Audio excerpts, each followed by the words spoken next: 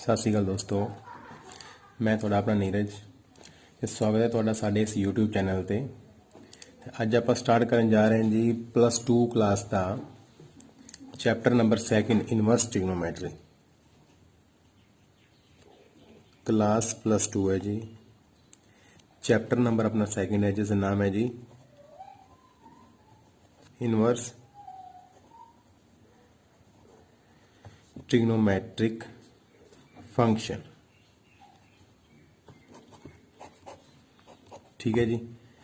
तो इस विच अपना इसका अज की है जी फर्स्ट लैक्चर है जी। अज आप स्टार्ट करांगे इंट्रोडक्शन इनवर्स फंक्शन बारे ते इनवर्स ट्रिग्नोमेट्रिक फंक्शंस बारे। इनवर्टिबल फंक्शन या इनवर्स फंक्शन किहड़ा हुंदा है? Let we have a function f from x to y। Here x is domain of function and y is range of function। f कोई function है x to y। if f is 1 1 and on 2 then it is a invertible function। जेकर function f जिहड़ा है वो 1 1 ते on 2 होएगा तां वो इनवर्टिबल फंक्शन होएगा, अदरवाइज नहीं। and if f is a 1 1 and on 2 then it is an invertible function and there is a unique function g from y to x which is inverse of x f which is inverse function of f। ठीक है जी। we have function f from x to y and g which is inverse of f from y to x। in function f domain of function is x and range of function is y and in function g domain is y and range is x। यानी कि f function दे विच जिहड़ी domain होएगी ਉਹ g function दी की होएगी जी range, ते जिहड़ी range होएगी f फंक्शन दी ਉਹ g दी की होएगी जी डोमेन होएगी। ठीक है जी। Now we will start inverse trigonometric function. ये तो सीगा जी इनवर्टिबल फंक्शंस बारे। नेक्स्ट है जी इनवर्स ट्रिग्नोमेट्रिक फंक्शन। ठीक है जी। Now let we have a trigonometric function let y is equal to sin x। here x is a domain and y is a range of function where x कोई भी real number हो सकता है, x belongs to real number। ठीक है जी। and y range जिहड़ी हैगी we know that -1 to +1 इन्हां दे विचकार हुंदी है जी रेंज। ठीक है जी। नाउ ये जो ट्रिग्नोमेट्रिक फंक्शन है साइन इधर की बनेगा sine inverse x is equal to sine inverse of y। This is equal to f inverse of y। Now f inverse of x is equal to sine inverse of x।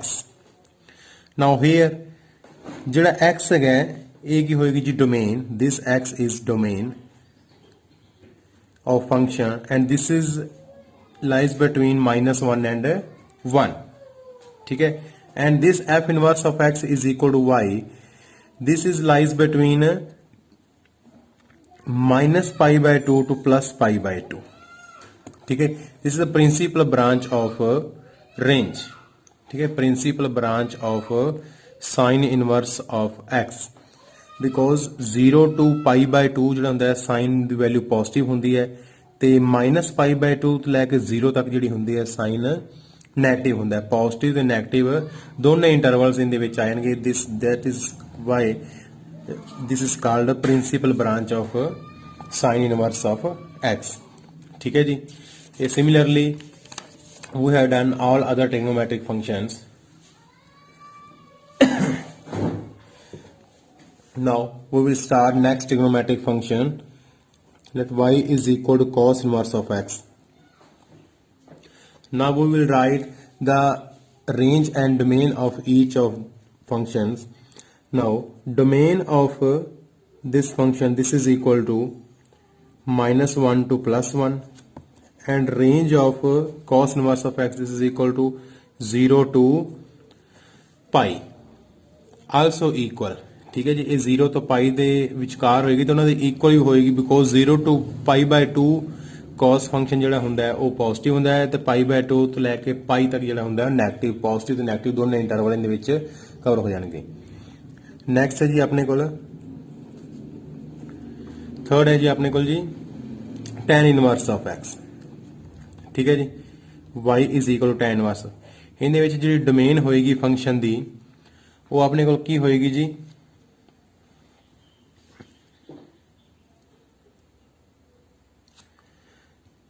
Real number ਹੋਏਗੀ।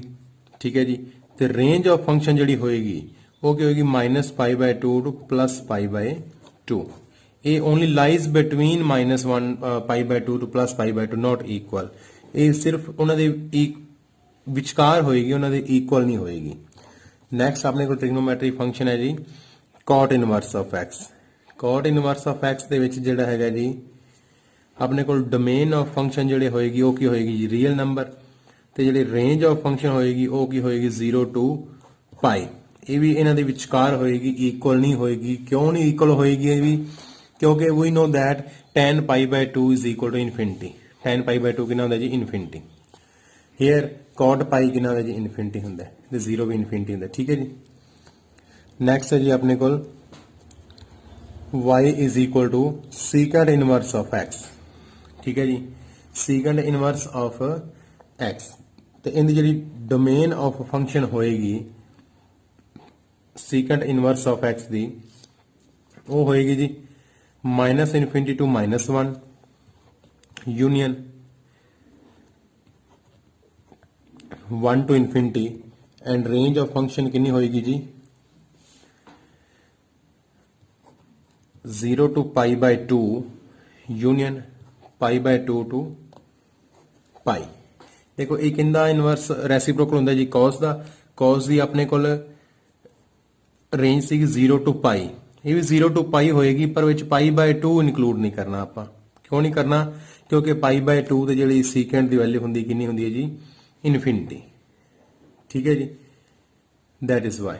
ਇਸ ਕਰਕੇ ਜਿਹੜੀ ਤੇ ਇਹਦੀ ਜਿਹੜੀ value ਹੈਗੀ ਆਪਣੀ domain ਹੈ ਇਹ -1 ਤੇ +1 ਤੋਂ ਬਾਹਰ ਹੋਏਗੀ। ਠੀਕ ਹੈ, -1 ਤੇ +1 ਦੇ ਵਿਚਕਾਰ ਨਹੀਂ ਹੋਣੀ।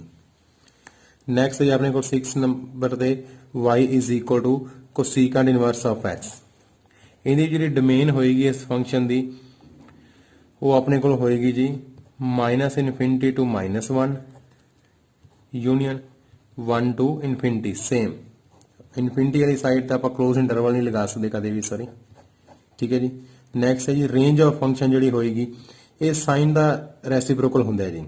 ਸਾਈਨ ਦੀ ਕਿਸੇ -π/2 to +π/2, ਸੇਮ ਇਹ ਵੀ -π/2 to +π/2 ਹੀ ਹੋਵੇਗੀ, ਪਰ ਕੀ ਹੈ ਜੀ ਸਿਰਫ ਵਿੱਚ 0 ਨਹੀਂ ਇਨਕਲੂਡ ਕਰਨਾ ਆਪਾਂ, 0 ਡਿਗਰੀ। ਠੀਕ ਹੈ ਜੀ, 0 ਡਿਗਰੀ ਨੂੰ ਆਪਾਂ ਕੀ ਰੱਖਾਂਗੇ ਜੀ, ਐਕਸਕਲੂਡ ਰੱਖਾਂਗੇ।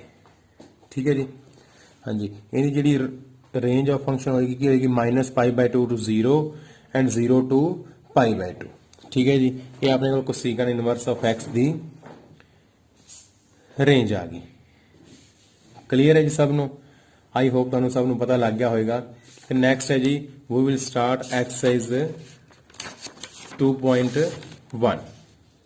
ਠੀਕ ਹੈ ਜੀ, ਧਿਆਨ ਦੇਣਗੇ ਸਾਰੇ ਬੱਚੇ। ਦੇਖੋ ਜੀ ਇਸ ਐਕਸਰਸਾਈਜ਼ ਦੇ ਲਈ ਆਪਾਂ ਨੂੰ ਟ੍ਰਿਗਨੋਮੈਟ੍ਰਿਕ ਟੇਬਲ ਬਾਰੇ ਨੌਲੇਜ ਹੋਣੀ ਚਾਹੀਦੀ ਹੈ। ਟ੍ਰਿਗਨੋਮੈਟ੍ਰਿਕ ਟੇਬਲ ਪਤਾ ਹੋਣਾ ਚਾਹੀਦਾ ਹੈ। First I find the principal value of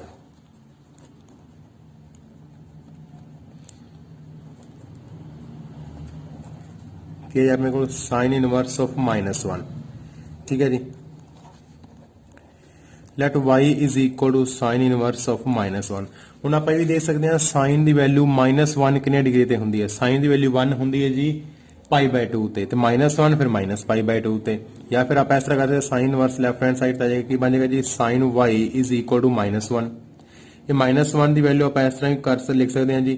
ਹੁਣ ਇੱਥੇ ਵੀ ਤਾਂ ਆਪਾਂ ਲਿਖ ਸਕਦੇ ਹਾਂ sin y is equal to -1, ਇੱਥੇ ਫਿਰ y ਦੀ ਵੈਲਿਊ ਕਿੰਨੀ ਹੈ -π/2, ਕਿਉਂਕਿ sin of -π/2 is equal to -1। ਠੀਕ ਹੈ, ਜਾਂ ਫਿਰ ਇਦਾਂ ਲਿਖ ਸਕਦੇ ਹਾਂ ਇੱਥੇ -1 ਦੀ ਵੈਲਿਊ ਆਪਾਂ ਪੁੱਟ ਕਰ ਸਕਦੇ ਹਾਂ sin minus pi by 2, sine और साइन कैंसिल होगा, y की वैल्यू कितनी आ जाएगी जी माइनस पाई बाय 2 आंसर। ਆਪਾਂ ਡਾਇਰੈਕਟਲੀ ਵੀ ਇਥੋਂ ਲਿਖ ਸਕਦੇ ਹਾਂ ਸਾਈਨ ਦੀ ਵੈਲਿਊ -1 ਕਿੰਨੇ ਡਿਗਰੀ ਤੇ ਹੁੰਦੀ ਹੈ ਜੀ -π/2 ਤੇ, ਇਥੋਂ ਡਾਇਰੈਕਟ ਆਨਸਰ ਆ ਜਾਏਗਾ। ਜਾਂ ਫਿਰ ਸਾਈਨ ਇਧਰ ਲਿਆਓ, ਇਨਵਰਸ ਜਿਹੜਾ ਹੈਗਾ ਇਧਰ ਆ ਕੇ ਸਾਈਨ ਬਣ ਜਾਏਗਾ। ਹੁਣ ਸਾਈਨ y = -1, देयरफॉर y = -π/2 ਕਿਉਂਕਿ ਸਾਈਨ -π/2 = -1 ਹੁੰਦਾ ਹੈ। ਤੇ ਇੱਕ ਸਟੈਪ ਹੋਰ ਕਰਨਾ ਹੈ, ਫਿਰ -1 ਦੀ ਵੈਲਿਊ ਸਾਈਨ ਆਫ -π/2 ਵੀ ਲਿਖ ਸਕਦੇ ਹਾਂ, ਇਸ ਤਰ੍ਹਾਂ ਹੀ ਸੋਲਵ ਕਰ ਸਕਦੇ ਹਾਂ। ਠੀਕ ਹੈ ਜੀ। ਹਾਂਜੀ, ਆਈ ਹੋਪ ਤੁਹਾਨੂੰ ਇਸ ਚੀਜ਼ ਪਤਾ ਲੱਗ ਗਈ ਹੋਏਗੀ। ਇਹ ਇਸ ਤੱਕ ਇਹਦੇ ਨਾਲ ਸਾਰੇ ਕੁਐਸਚਨਸ ਤੁਸੀਂ ਸਾਰੇ ਬੱਚੇ ਕਰੋਗੇ। ਨੈਕਸਟ ਕੁਐਸਚਨਸ ਆਪਾਂ ਕਰਾਂਗੇ ਨੈਕਸਟ ਲੈਕਚਰ ਦੇ ਵਿੱਚ। Okay, thank you.